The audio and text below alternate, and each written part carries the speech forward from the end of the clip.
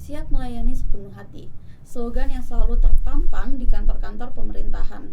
Bukan sekadar kata-kata, tapi memang tugas yang harus diemban. Tugas untuk hadir, membantu, dan memberikan yang terbaik bagi setiap warga. Seharusnya begitu. Selamat datang Mas Yogi di S-Podcast kali ini. Selamat sore. Ya, selamat sore. Oke, Mas Yogi, kita mulai buka nih dengan pertanyaan yang sederhana aja. Nah, di kantor-kantor pemerintahan kan slogan siap melayani sepenuh hati selalu terpampang jelas sebagai janji untuk hadir, membantu, dan memberikan yang terbaik bagi setiap warga. Tapi, kenapa di Indonesia saat ini kenyataannya pejabat seringkali mendapat fasilitas mewah dan pengawalan yang ketat yang jauh melebihi dari rakyat biasa? Bagaimana nih Mas Yogi penjelasannya? Itu agak panjang dan dalam ya sebenarnya, tapi singkatnya ginilah. Jadi dari masa lalu kita itu kan berangkatnya dari semangat feodal ya. Semangat kita itu dari kerajaan-kerajaan dan seterusnya. Jadi semangatnya ya masih, kalau di kerajaan itu ada namanya abdi dalem, ada raja, ada bangsawan. Nah, ada kawulo kalau di Jawa ya. Nah, dalam hal ini cara berpikir kita umumnya masih seperti itu. Jadi ada kawulo, ada pegawai kerajaan, ada bangsawan, ada raja dan keluarganya. Nah, dalam hal ini karena cara berpikir kita masih pakai style feodal begitu, maka ya tidak heran bahwasanya kantor-kantor itu dianggap sebagai kantor-kantor kerajaan yang berfungsi untuk bukan melayani kawulo, tapi justru dialah yang menjadi representasi dari kerajaan untuk dilayani oleh kawulo. Gitu ya. Jadi memang menurut saya secara antropologis, secara cara berpikir kita belum berbebas dari itu. Itulah kenapa kantor-kantor di pemerintahan justru dia tidak melayani rakyat, cuman minta dilayani oleh rakyat. Tentu tidak semua ya, sebagian besar itu bisa sampai 99, sekian persen. Oke. Dan sifat feodal itu ternyata udah pernah disebutkan sama Muchtar Lubis ya Mas ya? Oh, iya. Dalam 12 ciri sifat manusia Indonesia. Iya, itu ya Mas. Dan sekarang masih relevan. Kita lihat misalnya ya, ini boleh ya agak kita. Boleh. Jadi ada penelitian panjang oleh Universitas Oslo dan Universitas Gadjah Mada. Itu panjang sekali penelitiannya, lebih 5 tahun kalau nggak keliru, lebih lah. Tapi tepatnya berapa tahun saya nggak lupa, saya agak lupa ya. Tapi lebih dari 5 tahun. Dan itu titik respondennya seluruh titik di Indonesia. Sekian ribu titik dengan sekian banyak sekali responden, dan itu hasilnya 2. Itu terakhir di tahun 2012-13-14 lah terakhir ya. Itu laporannya 2, bahwasanya orang Indonesia itu satu masih paternalistik, yang kedua populis. Yang pemimpin yang dipilih paternalistik itu ya bagian dari feodal tadi ya. Gaya-gaya feodal kan paternalistik, kita ngikut ke yang dihormati, orang yang dianggap pemimpin, baik itu formal maupun non formal. Jadi masih relevan sampai hari ini. Saya kira setelah sampai hari ini juga masih. Tapi kalau misalkan kita lihat negara tetangga ya Mas Yogi ya, sepertinya pemerintah di sana itu rela meninggalkan sifat-sifat yang demikian yang tadi kita sebutkan ya Mas. Nah, tapi kenapa justru di Indonesia justru sebaliknya gitu? Apakah ini karena memang Indonesia dari awal tidak ada pembedaan antara pemerintah dan negara yang selalu digaungkan oleh Partai X, sehingga menimbulkan overpower, superpower seperti itu Mas? Atau bagaimana nih Mas? Bisa jadi memang begitu ya, tapi ceritanya kan awal mulanya memang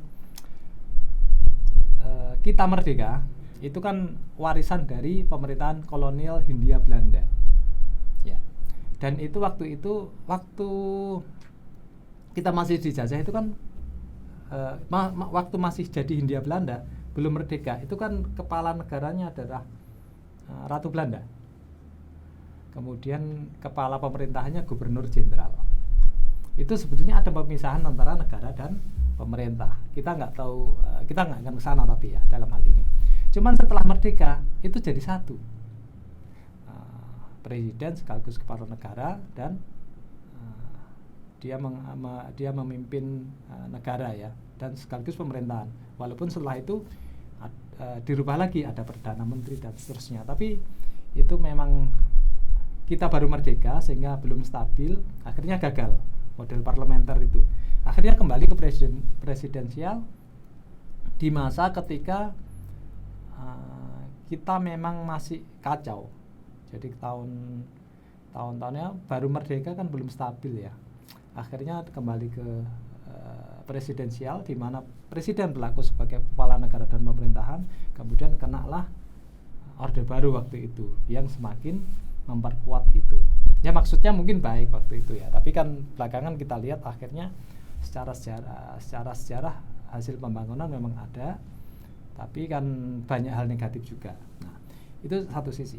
Kemudian kita lihat kalau tadi negara tetangga misalnya Malaysia, dia dijajah oleh Inggris. Yang itu kerajaan masih eksis sampai sekarang, yang dia mewakili negara. Tapi ada pemerintahan perdana menteri Anwar Ibrahim kalau sekarang ya, dan seterusnya itu hanya jadi pemerintah. Kemarin kita lihat pernah ada buntu ya, jadi terjadi deadlock siapa yang jadi perdana menteri. Akhirnya raja yang manggil mereka semua, yang calon-calon perdana menteri, partai-partai politik, koalisi diajak diskusi, kemudian diputuskan raja. Nah, artinya apa di sini? Ada pemisahan antara kekuasaan negara, otoritas negara dan pemerintahan. Dan pemerintah harus tunduk kepada otoritas negara. Dalam hal ini di Malaysia adalah Raja Agung, disebut Agung. Nah, kalau di sini enggak, ya campur. Akhirnya yang terjadi begitulah. Jadi seperti halnya raja. Padahal kalau kita lihat kerajaan-kerajaan di masa lalu, misalnya Majapahit itu ada perdana menteri, ada raja ya, misalnya Majapahit kan ada Mahapatih, itu kan perdana menteri fungsinya. Majapahit ada, ya memang beberapa campur sih. Oke. Nah, tadi Mas Yogi sempat menyinggung terjadinya deadlock ya. Mungkinkah ini menggambarkan bahwa memang menjadi seorang kepala pemerintahan itu mengemban tugas yang sangat berat gitu? Karena kalau misalkan kita lagi-lagi berkaca di negeri sendiri ya Mas ya, ketika orang menjabat sebagai presiden, yang itu padahal double job loh, kepala pemerintah sekaligus kepala negara, malah tiba-tiba merayakannya dengan seremonial yang sangat besar seperti itu Mas. Nah itu gimana Mas? Sebetulnya nggak masalah ya, mau besar mau kecil, asal itu dalam perimbangan budget yang ada. Jadi jangan sama uangnya negara cuman tiap tahun kita defisit. Tapi kenapa menghamburkan uang untuk hal-hal yang seremonial? Misalnya tahun ini kalau nggak salah kita kan defisit 500 sampai 600 triliun. Dan untuk itu harus kita ambil dari utang. Kenapa harus misalnya membuat seremoni yang berlebihan? Contohnya kita jadi tuan rumah G20, menghabiskan berapa miliar atau berapa, mungkin menempuh sampai mencapai triliun, mungkin loh ya, saya lupa angkanya. Tapi itu kan dianggap berlebihan. Kemudian jadi tuan rumah apalagi, hanya untuk mendapatkan gebiar sesaat, dan itu nggak strategis. Itu sangat seremonial, kayak pesta kembang api itulah. Apa dapatnya? What next gitu loh. Nggak ada efeknya, implikasinya ke kesejahteraan rakyat. Ini kan akan mempromosikan Indonesia dan seterusnya. Oke, tapi apakah akibat kayaknya ya, apakah akan meningkat? Faktanya kan enggak. Kunjungan wisatawan juga enggak meningkat. Kalaupun wisatawan datang ke kita kan umumnya wisatawan yang enggak banyak duit ya. Gitu. Jadi itu perlu dibangun. Jadi kamu mau bikin pesta, mau bikin apa silakan, tapi hitung dulu dong. Duitnya ini berapa sih? Nah, kita lihat kalau misalnya di negara tetangga ya, enggak ada itu gedung-gedung yang mewah. Coba aja lihat, bisa di YouTube kok. Gimana kalau Perdana Menteri Inggris misalnya, dia kalau mau gedung apa itu di kantor Perdana Menteri Inggris kan sederhana itu aja. Di Malaysia ruang pertemuannya lihat aja ruang pelantikannya, kalau pas pelantikan Anwar Ibrahim seperti apa, nggak semewah di kita. Padahal itu negara yang pendapatan per kapitanya jauh lebih tinggi, 2 kali lipat lebih dibanding kita, tapi gaya hidupnya, gaya pestanya, gaya perayaannya nggak gitu-gitu amat ya. Apakah dengan kemewahan yang pada akhirnya pemerintah Indonesia sangat mendapatkan kemewahan sekali, privilege-nya sangat besar sekali, apakah itu yang membuat mereka lupa bahwa mereka sejatinya hanyalah pelayan rakyat gitu? Gimana Mas? Ya kayaknya nggak lupa sih, cuman enak ya. dan ini kan peninggalan feodalisme itu enak loh, enak bagi yang berada di sana. Jadi sudah kadung misalnya kita jadi anaknya siapa gitu ya, kan enak tinggal suruh-suruh. Cuman yang kasihan kan ya rakyat kecil seperti kita ini kan, waduh nggak bisa mobilitas vertikal, batasnya di mana kan, misalnya ya paling jadi apa gitu, jadi pegawai, jadi dari anak nelayan jadi pegawai, jadi lebih tinggi bisa, tapi kan cuman dia aja, dan itu pun 1 juta mungkin satu, dari 1 juta orang kan cuma satu ya, belum tentu. Nah itulah mengapa ya mungkin nggak mau berubah ya, memang enak feodalisme. Jadi terus kita kekuasaan seluruh peraturan perundang-undangan kan dikuasai oleh yang sekarang berada di kekuasaan. Yang berada di kekuasaan belum tentu lo mau berubah, belum tentu lo mau merubah situasi seperti saat ini. Wong enak, jadi ya sudah di status quo aja, ya segini-gini aja lah, enak gimana caranya gitu. Jadi gitulah. Karena mereka menikmati juga iya. Kan sistem yang ada ini. Nah kalau begitu gimana nih pandangannya Mas Yogi? Kalau seperti ini kan otomatis pemerintah diperlakukan seperti bos besar, sementara rakyat yang menjadi bosnya ya dalam tanda kutip menjadi bosnya, menjadi seseorang yang memberikan jerih payahnya dia melalui pembayaran pembayaran pajak itu kan otomatis mereka juga turut memberikan kemewahan nih kepada para pelayan-pelayan ini. Nah itu gimana Mas? Iya, cara berpikirnya mungkin masih upeti ya, seperti di zaman namanya kita kan peninggalan secara cara berpikir, secara antropologi mungkin masih cara berpikir tadi saya sebut zaman kerajaan ya, feodal. Sehingga mikirnya pun masih upeti, ngasih upeti ke pejabat. Pejabatnya juga mikirnya kamu ngasih upeti dong ke saya. Sekarang ngurus apa deh? Ngurus KTP. Mohon maaf ya, ini enggak di negara kita, di sebelah lah. Sudah digaji tiap bulan untuk mengerjakan itu, tapi dia kalau enggak dikasih amplop enggak mau. Harus ada amplopnya baru dikerjakan. Kalau enggak. Padahal dia digaji tiap bulan, ya tugasnya memang itu. Katanya orang duitnya kok. Dan gitu kan sering kita temui ya. Nah, itulah makanya jadi aneh kalau pilihan kita republik tapi cara berpikirnya masih kerajaan feodal. Walaupun kerajaan tidak semua begitu ya, ada kerajaan yang egaliter ada. Nah, tapi di kita kebetulan kebanyakan seperti itu. Nah, bagaimana caranya untuk mengubah itu, kan begitu tantangannya sekarang. Nah, ini kebetulan kita sangat dibantu oleh teknologi informasi. Kita sudah di masa media sosial.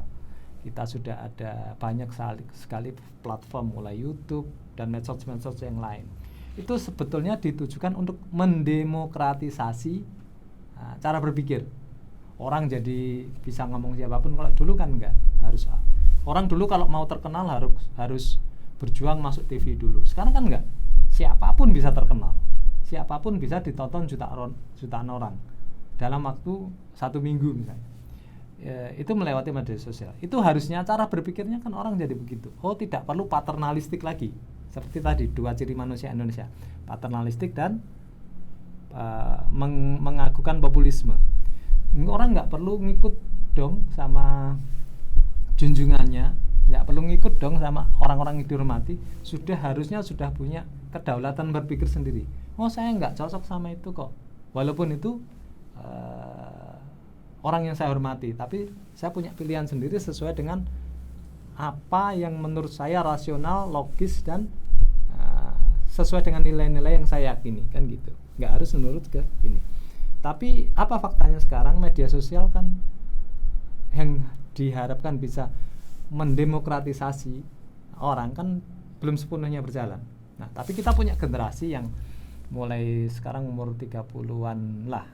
Itu diharapkan nanti kan di generasi mereka cara berpikir feodal ini akan terkikis secara harusnya secara cepat lah, jangan terlamaan, harus terkikis secara cepat. Paling naik dikit ke umur 35-40 harusnya sudah. Orang-orang yang sudah akrab dengan media sosial, dengan YouTube, dengan platform lain, itu harusnya sudah cara berpikirnya sudah terdemokratisasi. Kita mau belajar apapun bisa lewat YouTube, lewat AI sekarang. Kita mau cari rujukan-rujukan ilmu, baik mulai ilmu agama sampai ilmu yang lain-lain bisa. Dan kita bisa mendebat tuh apa orang, misalnya orang yang kita hormati pandangannya kok agak sedikit nggak pas gitu, kita bisa tahu kok gitu. Kalau dulu kan enggak, informasi dikuasai oleh satu saluran. Sekarang kan terbuka, harusnya itu bisa mengubah cara berpikir itu. Oke Mas, berbicara tentang cara berpikir gitu, apakah kebiasaan cara berpikirnya pemerintah saat ini itu ada kaitannya dengan ketiadaan sekolah negarawan di Indonesia, di mana sekolah negarawan kan seharusnya mendidik para pemimpin untuk bersikap rendah hati dan melayani rakyat dengan sepenuh hati tadi, Mas? Iya, ya sebetulnya ini ya, sudah banyak sekali, kita ada banyak sekolah, banyak pendidikan, banyak, bahkan kita kalau yang orang Islam kan sudah diajari Nabi seperti itu, yang Kristen pengorbanan Yesus seperti itu, yang Buddhis seperti itu, sudah diajari semua kok dalam. Kalau para nabi saja atau dalam tanda kutip yang dianggap Tuhan itu sudah nggak didengar, apalagi kita ya.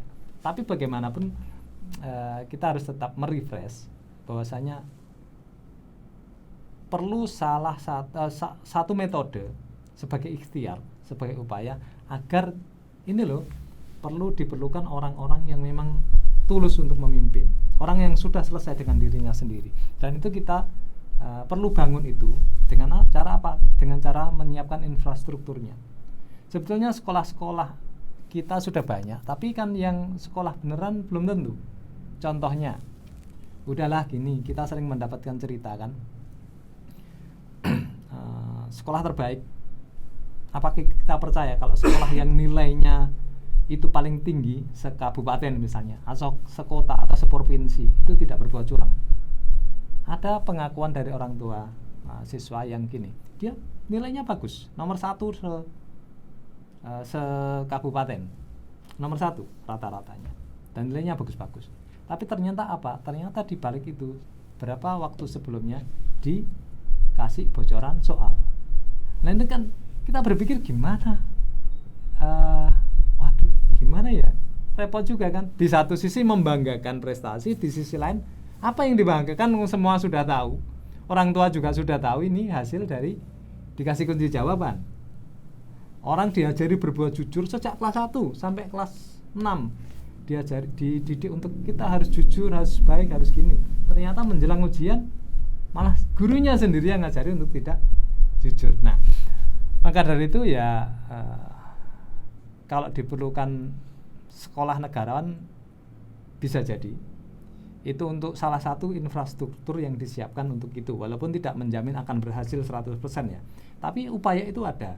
Itu yang bisa kita lakukan sebagai orang yang gelisah ya, mungkin melihat kok seperti ini kondisinya. Perlu orang-orang yang harus selesai dengan dirinya sendiri.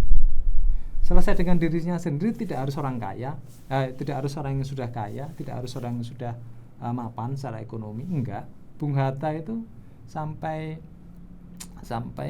akhir hidupnya mau pengen beli sepatu Beli apa mereknya, itu enggak kesampaian. Beliau wakil presiden loh. Beliau berjuang loh sejak di Belanda, di Perhimpunan Indonesia, sampai di penjara, dibuang ke Digul di Papua, dibuang ke mana Banda dan seterusnya sampai akhir hidupnya itu pengen sepatu mungkin kalau sekarang Skechers ya, pengen sepatu aja nggak keturutan. Ada lagi misalnya Bung Syahrir yang justru dihukum mati oleh sahabat perjuangannya sendiri. Ada lagi misalnya kita lepas dari ideologinya ya, ada Tan Malaka yang berjuang seperti itu untuk bangsanya karena mencintai bangsanya, tapi juga mungkin beliau yang tulus-tulus ini justru nggak dapat tempat. Nah, itu makanya kita jangan berhenti ikhtiar. Masa ke depan kita nggak tahu ya, tapi bisa jadi dengan ada sekolah negarawan itu minimal sebagai setoran kita kepada Tuhan lah. Ini loh kita sudah berupaya untuk berbuat baik, untuk berusaha membuat negara ini benar-benar berada di track yang tepat, tidak dikuasai oleh orang-orang yang hanya numpang mulyo kalau ada. Itu sebagai ikhtiar kita harus lakukan itu apapun, salah satunya sekolah negarawan misalnya. Salah satunya sekolah negarawan. Lantas apa nih Mas langkah-langkah lain yang mungkin lebih konkret yang paling penting agar pemerintah benar-benar bisa menjadi pelayan rakyat yang rendah hati, bukan justru sebaliknya? Ya itu nggak simpel, tidak sederhana, kan butuh waktu. Karena itu tadi tantangannya, orang yang sudah berkuasa ini nggak mungkin mau berubah ya, nggak mungkin, sudah menikmati itu. Makanya kan kalau di demokrasi itu ada salah satu pilarnya civil society. Civil society itu kalau di Indonesia menurut Pak Kunto Wijoyo, Profesor Kunto Wijoyo itu sebenarnya yang punya akar itu hanya dua, yang keagamaan dan non keagamaan. Yang keagamaan apa? NU Muhammadiyah itu yang punya akar. Yang non keagamaan apa? Abangan. Abangan itu diwakili oleh salah satu partai lah yang kita tahu. Diwakili oleh salah satu partai. Kalau yang lain-lain itu nggak punya akar, nggak punya akar. Ada lagi satu. Itu yang birokrat dan teknokrat. Ini punya ruang sendiri.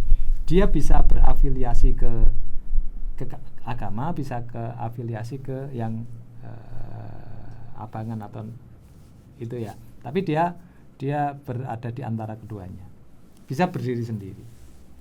Nah, saya kira itu, maka itu yang harus diperkuat sebetulnya. Jangan sampai, tapi kelompok-kelompok ini kan kita lihat ya sekarang misalnya perannya bagaimana terhadap pemerintah, apakah memposisikan diri mendukung pemerintah secara buta, mendukung secara kritis, atau berada di oposisi. Kan itu pilihannya, mendukung pemerintah secara total, mendukung pemerintah secara kritis, atau berada di oposisi. Nah, itu kalau kita menemukan ada yang berada di oposisi, itu berarti akan menjadi penyeimbang. Karena apa? Karena hampir semua partai politik sekarang sudah menjadi pendukung pemerintah, dan kalau partai politik itu pasti pendukung total ya. Nah, apapun kebijakannya pasti didukung. Nah, kalau yang mendukung pemerintah dengan kritis, kita bisa melihat lah, ada lah, tapi nggak usah kita sebutkan. Nah, itu saya kira untuk membangun harapan kita adalah ada kelompok-kelompok yang tetap pendukung kritis, paling nggak pendukung kritis bagi pemerintah. Karena kalau oposisi juga kadang-kadang ngawur juga, semua kebijakan pemerintah salah, kan nggak benar juga. Harusnya ya kita lihat di mana itu yang positif ya tetap didukung, kalau enggak ya enggak gitu. Untuk episode selanjutnya kayaknya menarik kalau kita bicara tentang partai politik ya Mas ya. Okay. Kalau itu untuk episode kali ini terima kasih Mas Yogi. Makasih Kak Ziza. Ya, sama-sama sudah mau berdiskusi dengan kami. Kalau begitu kami dari Partai Ek pamit. Terima kasih.